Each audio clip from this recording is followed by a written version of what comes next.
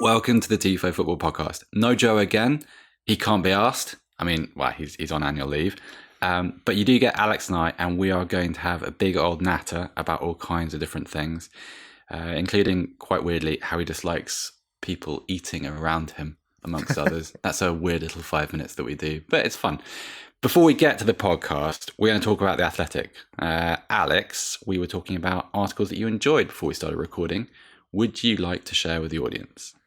Yes, I'm always a fan of what Tom Warville does on tactics and data and his lovely little visualizations. There's a really interesting piece that was published. I'm published now, but I don't know when this is going out because I never know when things are going out. So it'll have been published a few days ago on Leicester and how Leicester City have evolved. Obviously, with Ricardo Pereira, long-term absentee, and Ben Chilwell having been sold to Chelsea, fullbacks were a big part of how Leicester attacked last season. So Tom's looked at James Justin and Timothy Castagne and how they've come in and how that's changed the way that Leicester are playing. There's some stuff about pressing as well in there. But it's just a really good, insightful piece. We've talked about how crucial fullbacks were to Leicester last season before Seb, and I know you had issues when they weren't providing as much, and that was a significant part of how Leicester fell off. So Tom's had a look at how they've adapted and what's working and what isn't. I mean, you said I had issues. I mean, I had consent. Issues makes it sound like it provoked some kind of meltdown in me. Like Several times you despaired about the fact that Leicester's fullbacks weren't providing what they had been providing. I'm mused about the dangers of it. I mean, I despaired. I don't know. Anyway, if you want to read some of Tom's work, then head to theathletic.com/Tifo, where at the moment, I think I'm right in saying that you can get a subscription for £1 a month. Is that right, Alex? Yes. Probably. Yes. Your guess is as good as mine. It's an excellent deal. Go whatever it is, it'll be value for money. I'm confident to say that. That's kind of what Joe would say if he was here. Yeah. So, okay, fantastic. Go and do that. Take advantage of that offer. And here we go with the podcast.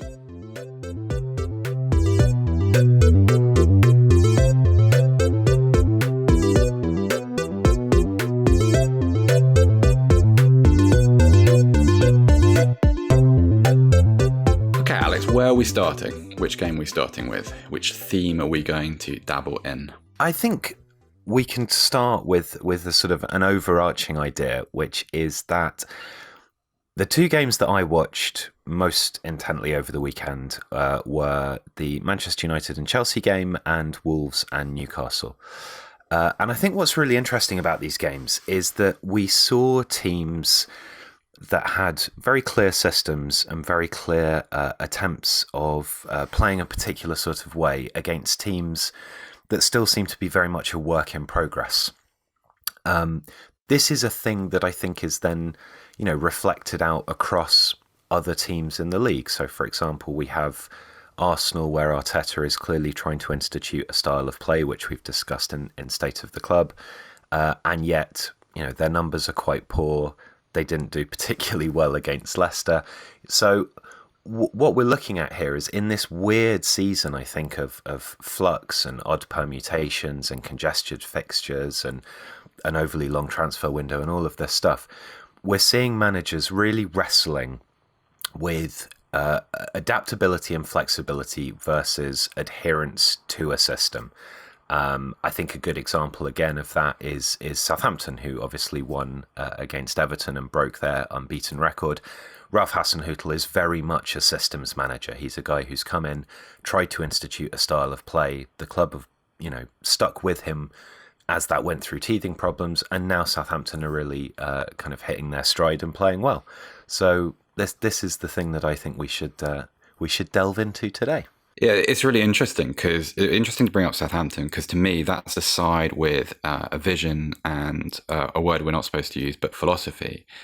So there's this central idea which players are adapted around or imported to realise. Whereas with Chelsea, it feels like that the ideology, the vision is still very much under discussion. It's sort of, we've got these players, they're very talented.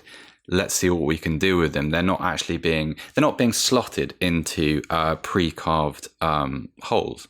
I mean, I don't know if that's right, but that's how it feels when I watch Chelsea at the moment. Yeah, I think that a really good example for that, for example, is Timo Werner. So yeah. Timo Werner is a player of undoubted ability. He's a very, very good striker. He also plays well coming in off the left. He's quick. He's a good goal scorer. But consistently, when he excelled playing alongside somebody else in the striking role, Yusuf Poulsen particularly at Leipzig. So Chelsea have gone and bought arguably one of the world's up and coming forwards, but they're refusing to play him in the system in which he performed so well to garner that reputation and develop as a player. I think Chelsea are a very good example where I guess the difference really is flexibility versus inconsistency. If you look at someone like Hasenhüttl or Klopp, where there is an overarching identity to that team and the system of play, there will always be tweaks and changes. You'll play a slightly higher line or a slightly deeper line. You'll attack particular areas of the opposition. It's not like those teams are utterly rigid in the way that they approach every fixture. But at the same time, you more or less know what's going to happen and what's going to be attempted.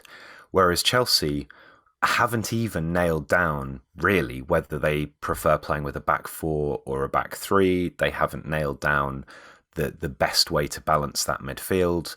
They've let Barkley go out on loan, who's excelling for Aston Villa, but still with that midfield with players like Kovacic, Kante, Jorginho, Mount, who can play deeper, there doesn't seem to be a sense of this is our best double pivot, or this is our best midfield three, and this is how we're going to construct everything else around it. And it's very difficult to say whether that's because Lampard is not up to it yet. I'm very kind of wary now of criticising managers, particularly because of the flack that we get whenever we bring up Solskjaer. And actually, I would excuse Solskjaer slightly from this conversation because I think he's starting to develop more of an identity at Manchester United as a counter-attacking team, and maybe we'll come back to that. But that Chelsea side just doesn't seem to have a vision behind it. It doesn't seem to have a pattern of play. There's a collection of fantastic individuals there, but there's a real lack of clarity about how to get the best from them. The Chelsea thing's funny because I have a little bit of sympathy for Lampard, because one of the perils of big club management, and probably particularly at Chelsea, is that they do periodically have these summers where they go and spend a lot of money on top-class players, perhaps not to quite the extent that they did this summer. But it strikes me that if you look at the attacking part of that side, so you've got the three marquee players, Ziyech, Werner and Havertz. With the exception of Ziyech, who obviously came from Ajax, you have players there who had systems which were, in one way or another, kind of not built around them, but adapted to their strengths. And it seems to me that if you take a couple of those players at the same time and try and embed them into the same side, problem one is that they're kind of unused to being on the other side of the adaptation. So they're not used to being, for example, Havertz at Leverkusen is not someone that you'd say is adapting around the abilities of other players, because that system, certainly towards the end, seemed to be built to accommodate what he was good at, certainly in the positions he took up. Werner, not quite the same, because Leipzig were very much a system side, but you felt like he was always used in a way which utilised his strengths, like even to the point where I was in the stadium for his performance in the Champions League against Spurs, and he moved around the pitch and always seemed to be in position to exploit whatever space the Tottenham defence was leaving. At Chelsea, this feels like a kind of continuous experimentation. And so in a way, even if you were Frank Lampard, and even if you had your belief system and there was a definitive idea of what you're working towards, you're going to have this problem just because there's so much flux occurring at the same time. And it creates this situation where, well, you spend £250 million, so really you should be top of the league. And if you're not, that's because you're a failure. And also look at your lack of experience in your CV, and you've only done a season at Derby, and et cetera, et cetera, et cetera. So it's really actually, I'm not poison chalice, because I don't think we can quite spin £250 million of spending as a negative, but it's difficult. I think that's absolutely right, and I think the issue that you have with that is where the recruitment of marquee players is is sort of the pursuit in and of itself. It's a signal of ambition. It's a signal of spending capability. And let's not forget that Chelsea had a lot of money set aside after that period where they couldn't be active in the transfer market because of the ban. What's odd, I think, is that the thing that was most refreshing and interesting about Lampard when he took over the Chelsea job was bringing in these younger players, people like Mount, Tomori, Gilmore, and really making use of them. Pulisic had a fantastic season under Lampard in that first season. With the influx of these big players that signal, Chelsea's intent to challenge for the league title or do well in Europe or whatever it is that they're trying to signal, it may just be, we're still one of the big boys, because obviously, the league table and the big six are now not necessarily reflective of one another. You suddenly get a situation where the one thing that had appeared to be that manager's philosophy is now in doubt. And that's, Werner and Havertz are both young players, but they're not, they're not Chelsea grown young players. And you then suddenly have this competition for places, which is forcing out some of those other guys. Again, with the recruitment of Thiago Silva, Tomori, who is exceptional, has hardly played and was even talked about as going out on loan. The one guy apart from Mount really who's come in and properly cemented his place is Reece James.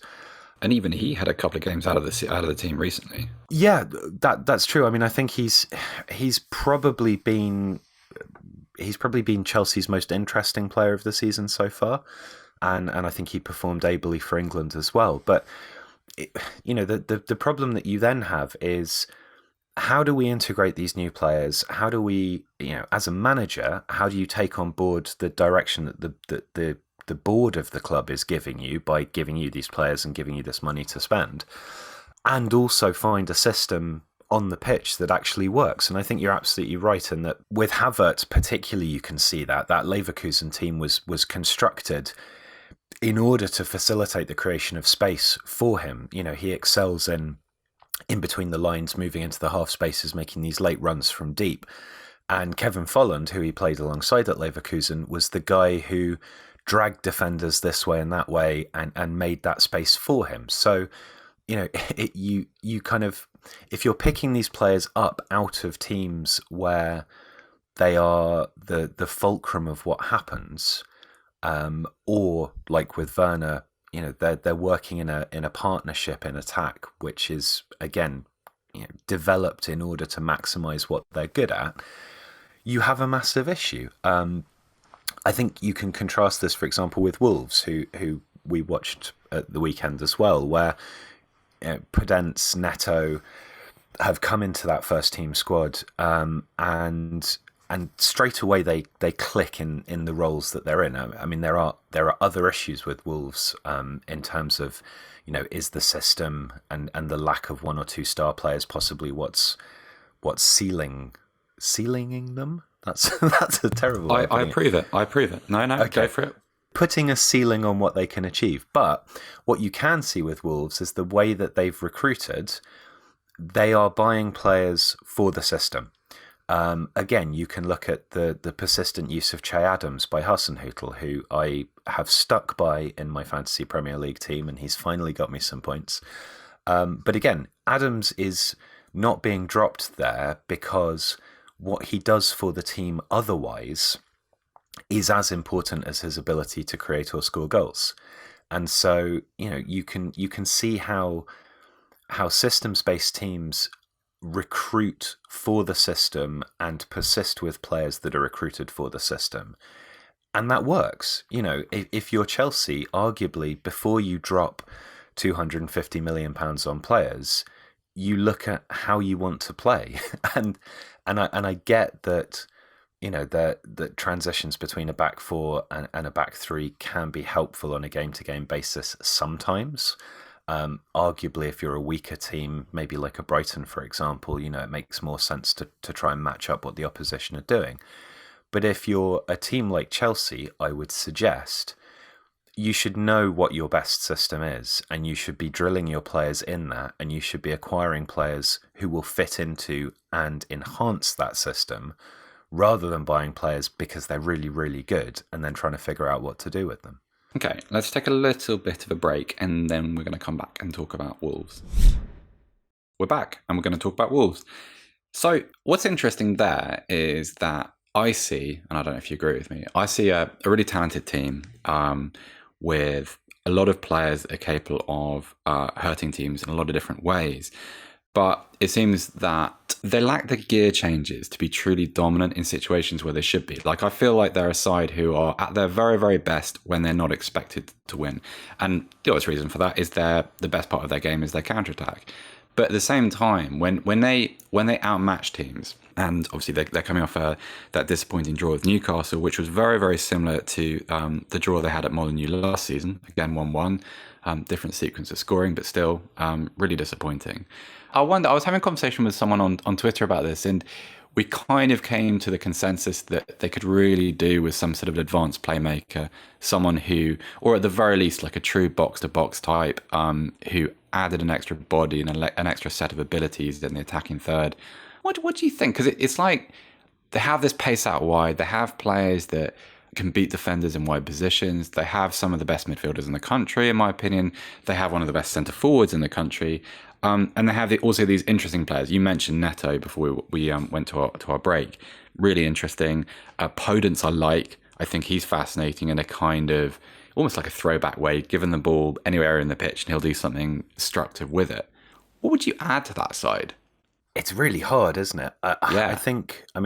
I agree with everything that you've said. I do like the way that when Podence runs, he always seems to be puffing his cheeks out, which struck me when I was watching that game as slightly odd. And yes, I mean, in Jimenez, I think they've got the best striker, and I've said this before, they've got the best striker outside of the big six clubs. I think Dendoncker, to a degree, is that player you're describing. I think he does have the ability to get forwards. He's not a proper box-to-box midfielder in the sense that he doesn't often, I think, appear actually in the opposition box, but he certainly takes up good positions around it. And he's a very good facilitator from, if you're taking a deeper pass from Neves or from Cody centrally, then Dendoncker is often the guy who's spreading it out wide and then pushing forwards.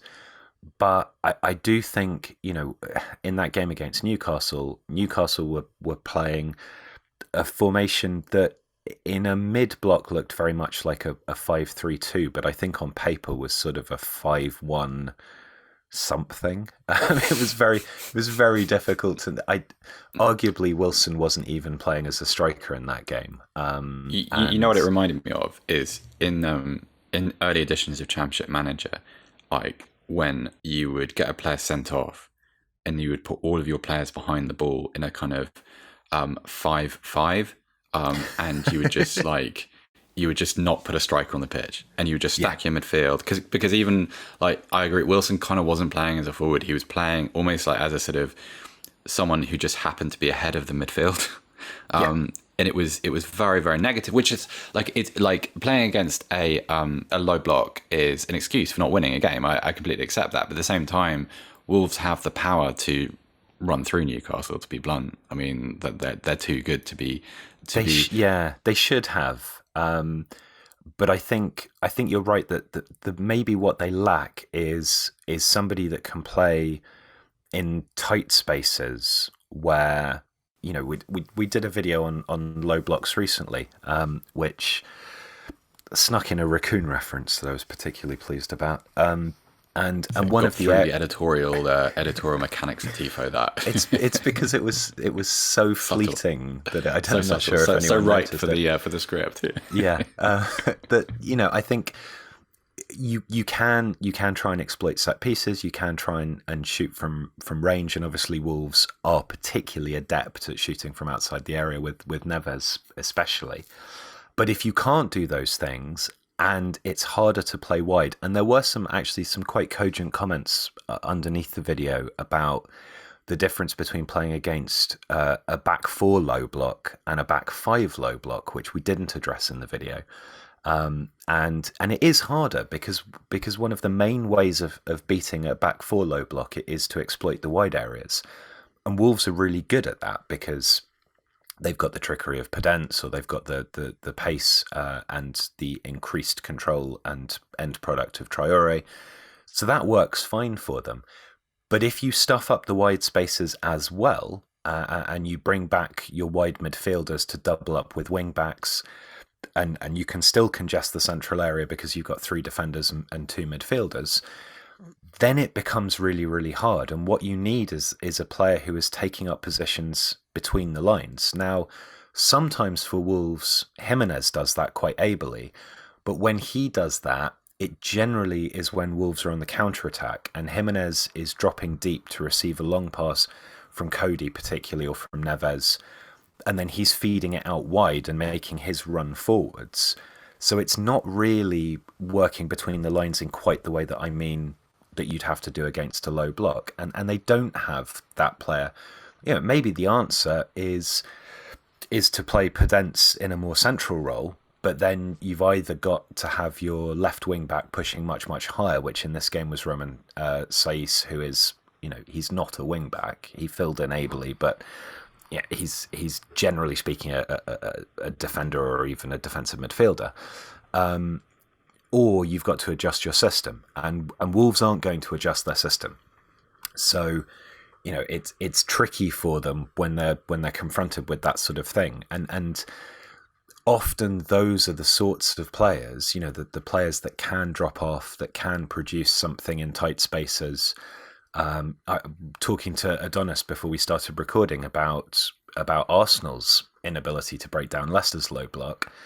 The player who is most adept at operating in tight spaces and feeding little passes and working quickly in those areas that are congested is Mesut Ozil. And he's not in the squad. He's doing the minute by minute. He's the highest paid minute by minute commentator or a live blogger in the country at the moment. He's that was slightly weird, wasn't it? It's novel. It's like if I was being cynical, I'd say it's a really interesting little waypoint in football's relationship with social media, because it's kind of what happens after the fallout. Because ordinarily, like, you get a player that's bombed out and he goes and trains with the under 23s or something, and you never hear from him again, or he appears in like articles snarking about what people earn without doing anything.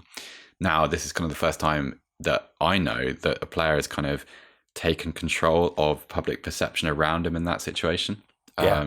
It's really interesting. It's really smart because, come the end of the year, Mesut Ozil is going to be a free agent in 9 months' time. And he's going to be finding a new club. And I suppose also there's a question of legacy. Like, if the bulk of his career has now happened at Arsenal, this is him controlling his relationship with fans. And I think it's quite smart. I mean, it's easy for me to look on and laugh, being of a Tottenham persuasion.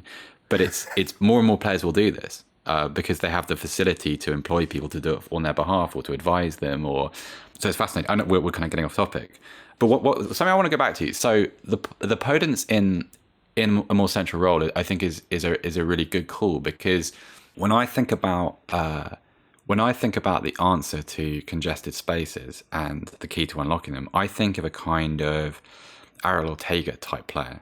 And obviously you can't just find one of those anywhere, but it's the set of abilities that I like. So someone that's comfortable going beyond the 9, and sort of playing in the space behind a defence, but also someone that has the technical ability to receive a pass in a congested area. So maybe in that sort of 10-yard corridor in front of a penalty box where a back 5 is sitting, and then to do something productive with the ball with a second touch. And there's very few players around who can actually do that. Ozil is obviously one of them at Arsenal. Yeah. But Podence could be that guy, I think. If you developed the kind of a sort of a version of the relationship that Jimenez had with Diogo Jota, who I think is a super player and is going to be a big miss for them, will prove to be by the end of the season. you could kind of cultivate a similar dynamic, but one which is built around a slightly more technical player. Because I think Podence is that guy. He's someone that he's a little bit more old-fashioned. I realise that we're kind of developing a Podence fetish. We're like, Ian Pervada has become our favourite player at Tifo for some reason, because we all happen to watch that Leeds game at the same time. But I think that's an interest in lieu of being able to actually go out into the transfer market and find that guy in January. I think that's maybe something that you could see going forward. I'd certainly like to see it. And when Wolves didn't play a 3-4-3 last season, they played a 3-5-2, and they played Jota off Jimenez. So, you sacrifice some of the attacking drive in the wide areas, and obviously, they've lost Doherty to Spurs, who was such an integral part of that thrust down the right hand side, which compensated if Traore wasn't playing. But yeah, I mean that makes sense. What's interesting is as the disparity between clubs grows in terms of finance and in terms of how they can acquire players, increasingly there will be a division between some. I think the Premier League will look like, there'll be some teams who pretty much always play a low block. There'll be some teams who always play their system irrespective, like a Southampton, probably a Wolves, and they'll either prosper or they won't. And then there'll be teams who are faced with low blocks and have to try and break them down.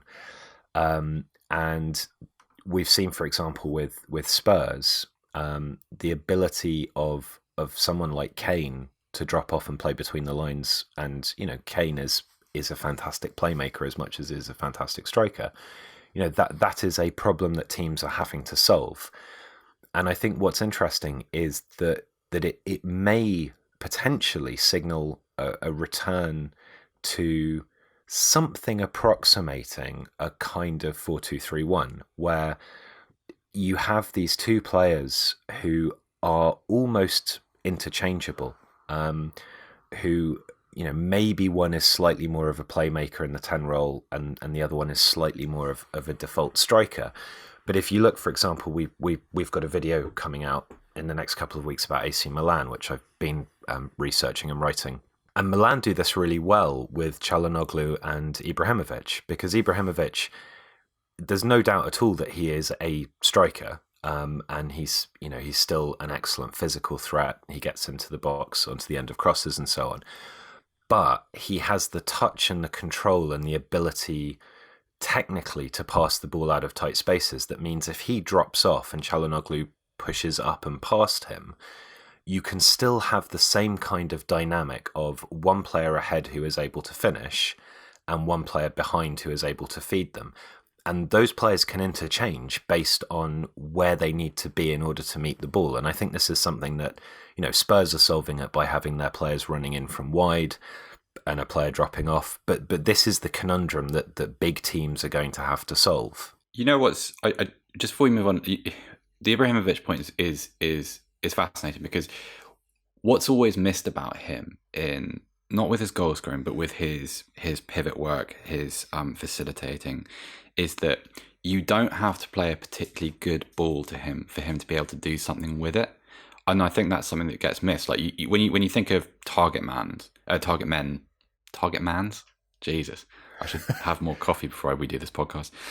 When you think of target men, you think of high balls, you think of knockdowns. I think the advantage with Ibrahimovic is that because he's such an agile and weirdly dexterous person, and I just mean him as a physical specimen, you can play a ball to him in pretty much any area where he roughly inhabits, and he can do something with him because his touch is so good. And also, he can drag a ball, a driven ball, down from, I don't know, 5 foot in the air. Now, there's very few players that if you play the same ball into, I don't know, Ashley Barnes. I watched Burnley Spurs last night, so he's on my mind. Then what's he going to do with it? Well, he might take it down. He might be able to redirect it out to a channel. With someone like Ibrahimovic, if you've got players around or running beyond him, he can do something productive with it, and he can do it without taking 2 or 3 touches first, which makes a huge difference. Even if you've got a back 5 around you, that makes a huge difference to the speed of the play, the accuracy of it. I feel like in a lot of cases, if you're playing with a single forward, which increasingly a lot of teams do now, you're always searching for that perfect ball, that perfect little combination to unlock a defense. And I think maybe that's one of the things with Wolves, in that you need a scenario which is a little bit too perfect. There isn't quite enough ad-libbing going on there. And that's not criticism of Jimenez. It's more just a kind of, with the AC Milan example, and Kane is probably in this conversation as well, although he's not quite as sort of physically freakish as Ibrahimovic, of course. Without that player, things become a lot harder. That's absolutely right. I mean, Ibrahimovic set up a shot against Roma last night with basically a ball was driven in from deep towards him, and he chested it back perfectly to Çalhanoğlu to volley it. It didn't go in, but it was, that ability to just do the thing which is unexpected, partly, but also I think to be able to do that in concert with players gambling on the ability to do something unexpected. And I think Kane very much is in that conversation. I think Kane's ability to dig a pass out of a tight situation is something that's really, really underappreciated. Somebody tweeted me last night, actually, about this, and it's an interesting point that you make in concert with Ibrahimovic, is do we underestimate Kane's playmaking ability because he looks like a striker, because he's taller and he's competing for things in the air and he's trying to, like wrestle with centre backs and stuff, which I know he's not quite as physical as Ibrahimovic, like you said, but are we almost more inclined to value someone's ability to create because they look more like a creative player? I mean, Podence, without question. Podence is small and he's tricky and he's got a hip swivel and he looks like he should be a 10, right? Yeah. But Kane doesn't. And the different example suggested by this Twitter user, whose name I've forgotten, my apologies, was Wayne Rooney.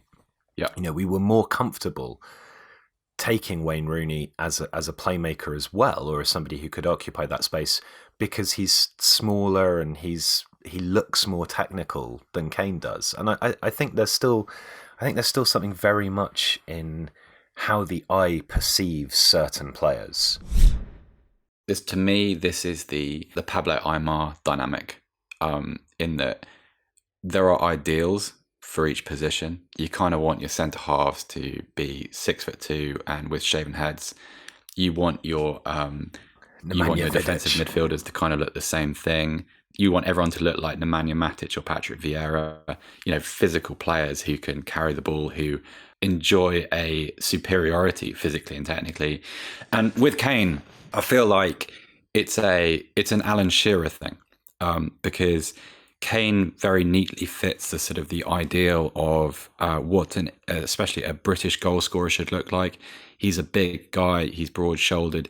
He's not particularly quick, and his mechanics. If you watch him kick a ball, not on the TV, if you I know it's difficult for everybody at the moment, but next time everyone gets a chance to watch Harry Kane in a stadium, it's not particularly fluid. His mechanics aren't well oiled. He looks like someone that has honed his ability, even down to the way he strikes the ball, to the way he receives it, to the way he looks up before he plays a pass. Everything is very deliberate with him, and I think that's absolutely right, because you then have this situation where it becomes a little bit weird to attach him to kind of the more cerebral actions. So my favorite bit of Harry Kane football, outside of goals and like match-changing moments, happened at the Liberty Stadium. And the press box there is quite low. And in this instance, he received the ball. It would have been a January 2018, I think, 2019, the season that Swansea got relegated. He received the ball on the near touchline next to the press box, and it would have been probably about 5 yards inside the Swansea half. And he was immediately closed down by 2 or 3 Swansea defenders who had drifted to the near side to cover him, to close down and take away his space. With one touch, he got the ball out of his feet. With the next touch, he launched a 40-yard pass, which hit Dele Alli in stride around about the edge of the D. And Ali went through, scored, and finished the game 2-0. And it's kind of that with Kane. It's just it wasn't shocking because a lot of, if you watch Tottenham every week, if you watch him every week, this is what you come to expect. But it's still not what you associate with him. And yet these kind of little moments of spontaneity are absolutely crucial to his game. I don't think it's specific to Kane. I don't think it's about British footballers or centre forwards. I just think it's the way a lot of people look at football, in that they have expectations about, wingers should look like Ryan Giggs. That's how they should carry the ball, or goalkeepers should all look like Thibaut Courtois rather than Jorge Campos. It's that kind of stuff that I think you have to get beyond that, your own kind of harmless little assumptions about, what makes a good footballer or a productive footballer in a certain position. You have to kind of defeat these little assumptions before you can kind of appreciate what a player is, I think. That's absolutely right. I mean, an example for me is Declan Rice, who is capable of some really nice passing, without doubt. But there's a way that there are two things about Declan Rice that I can't get over. The first is that when he passes the ball, and this is more for England because I've watched him play for England more than I have for West Ham. When he plays for England, there are two things that strike me. The first is he doesn't move after passing the ball. And my expectation, possibly because of biases about how I want to see football played, or because there are particular types of players that I admire, is that when a defensive midfielder particularly... You do have a lot of those biases. Yes, I'm sure I do. But when a defensive midfielder passes the ball, they should then be moving into space. I believe that when a player passes the ball, they should almost always move, even if it's to just drop back a little bit or to... But you're looking to escape, a cover shadow, or you're looking to make yourself available in a position where you weren't previously. And Rice seems weirdly static in a way that kind of sticks out to me enormously. I also think he has an odd technique when he kicks the ball short. His foot seems to sort of... It's hard to describe. It's like it kind of flips around the outside of the ball or something. He just doesn't look technically comfortable when he passes it short. And again, this is something that now...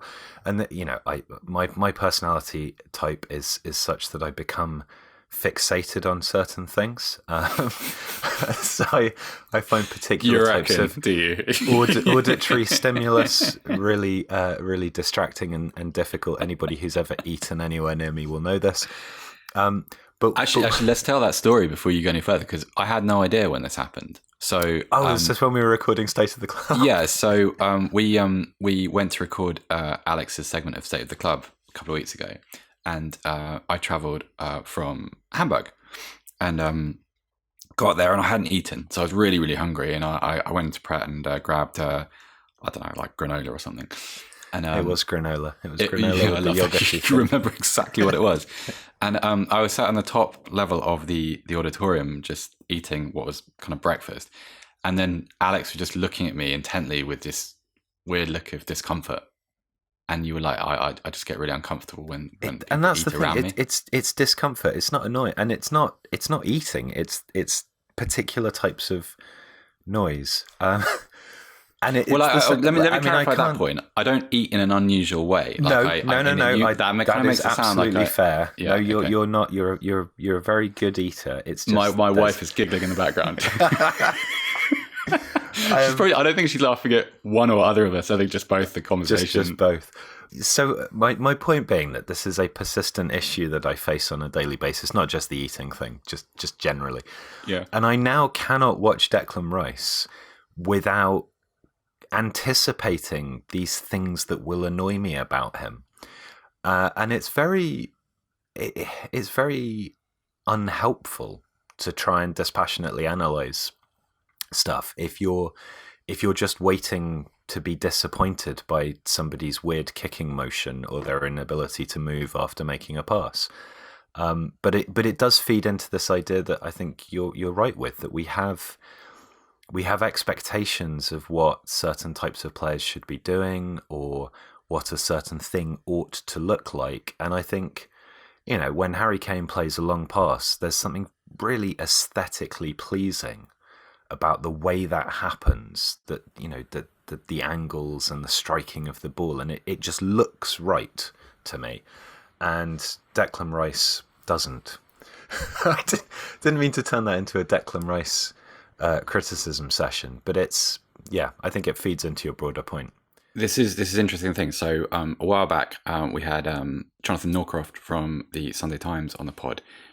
I think about 2 years ago now, just talking about his the book he wrote, which accompanied his work at the World Cup in 2018, and he was talking about he covered the England game with Colombia, which went to penalties, and he was talking about the way in which professional footballers kick footballs, the actual mechanics of it, and talking about the different noises it makes, and sort of how it's completely different to a lot of the things that you associate with Sunday football, amateur football, semi-pro, whatever. And he's absolutely right. It's one of my favorite passages of one of the books I've read recently. And so if anyone wants to read it, it's called Darts and Deadlines with Delhi, or it might be Deadlines and Darts with Delhi. But do find it, because I know it's a little bit outdated because it's about the World Cup. But there's some fantastic passages in there, some really great first person stuff, and Johnny's a lovely bloke as well. So go and buy his book. Let us end there. This is always the bit that I struggle with, because Joe's able to ad lib his way into kind of an awkward silence, which I'm not. I feel the need to fill silences. Alex, we're having a podcast with someone from Mould. That's right. In the future. Would you like to describe what that's going to be? Yeah, so I'm going to be talking to Eric Laurie, who is the head of Academy Performance Analysis and also a coach at Mould. And we'll be recording that on Friday, so that'll be out the following week. I get very confused between when we do stuff and when it goes out, but yeah, it'll be out on Tuesday. It'll be out at some point in the near future. So we'll be talking about the particular challenges of doing performance analysis at academy level, player development, and general interesting stuff behind the scenes at a football club. Super nerdy, super Alex. So tune in for that one. And we will leave you with an awkward little goodbye. Goodbye.